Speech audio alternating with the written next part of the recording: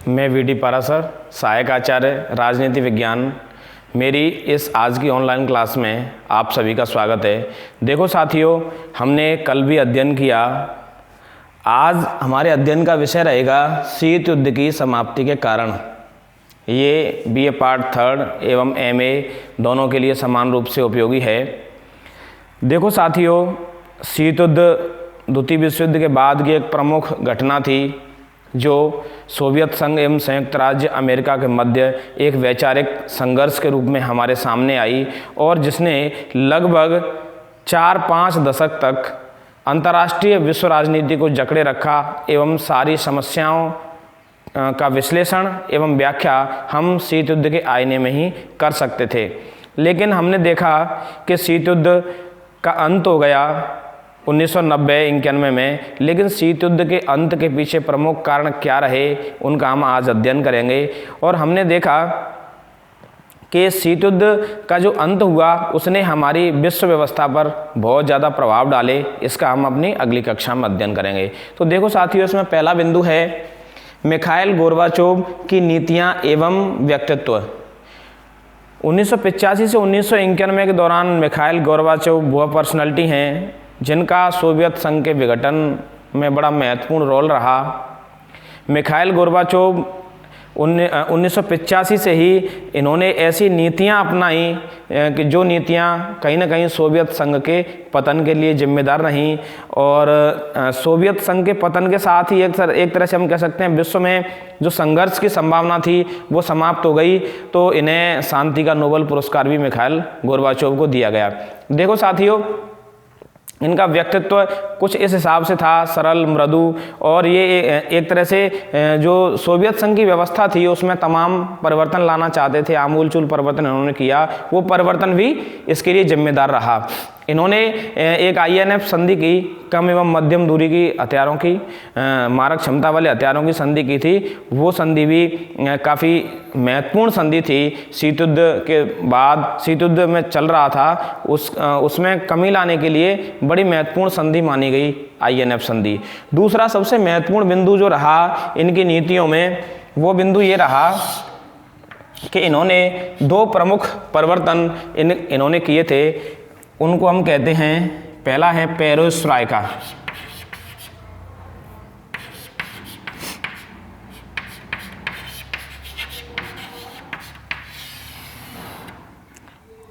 और दूसरा है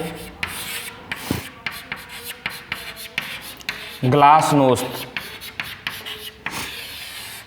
देखो साथियों, ये दोनों रूसी भाषा के शब्द हैं। पेरेस्ट्राइका का अर्थ होता है पुनः रचना और ग्लासनोस्त का अर्थ है खुलापन।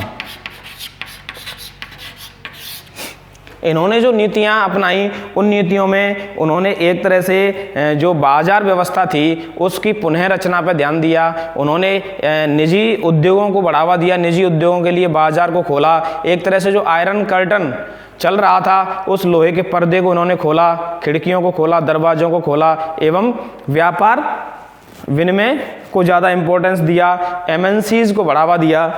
दूसरा था ग्लासनोस्त। इसका अर्थ होता है खुलापन। खुलापन एक तरह से जो लोकतांत्रिक उदार व्यवस्थाएं होती हैं उन व्यवस्थाओं में जो खुलापन होता है, नकारात्मक अधिकार होते हैं, अभिव्यक्ति की आज़ादी है, घूमने फिरने की आज़ादी है, उस पर बल दिया और इसका बहुत ज़्यादा प्रभाव पड़ा सोवियत संघ के खत्म होने के लिए। दूसरा बिंदु साथियों, सोवियत संघ में खाद्यान्न व आर्थिक संकट।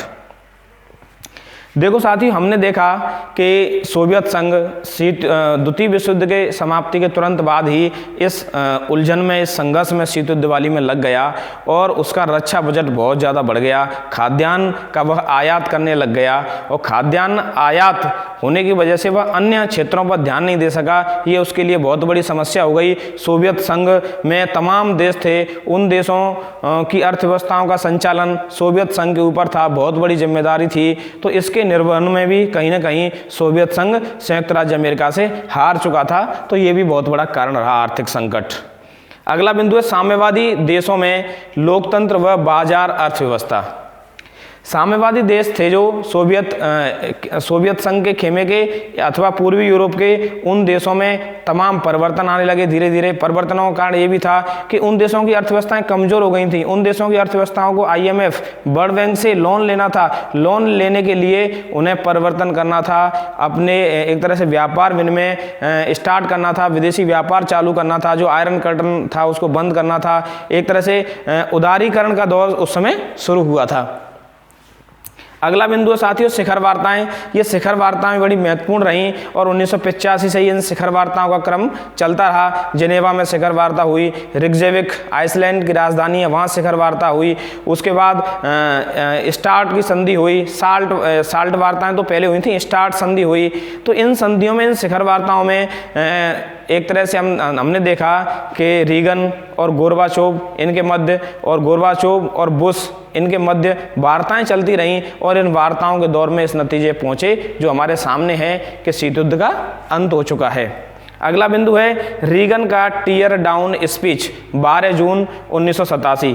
ये तिथि बड़ी महत्वपूर्ण है। रीगन ने बड़ा ही मर्मस्पर्शी एवं भावनात्मक एक भाषण दिया था और वो भाषण बर्लिन की दीवार को लेके था कि बर्लिन की दीवार को इस भाषण में रीगन ने दुखद बताया और ये भी कहा कि इसको बहुत शीघ्र ही ध्वस्त कर दिया जाएगा।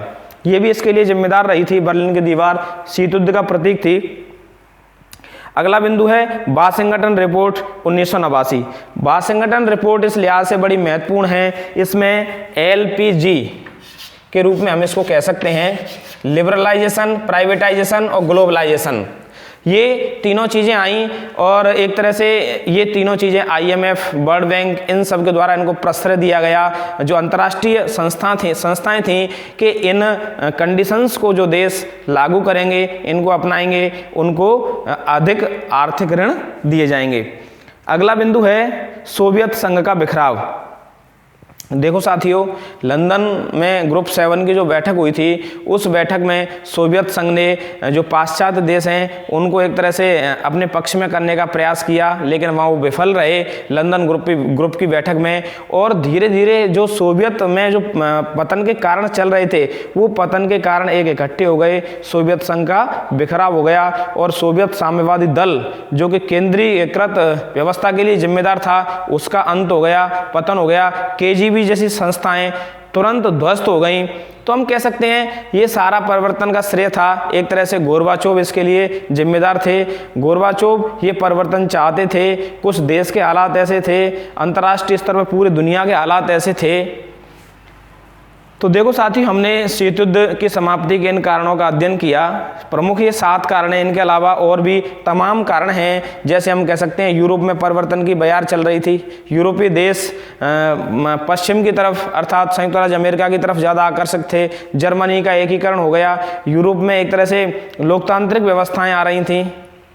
Thank you.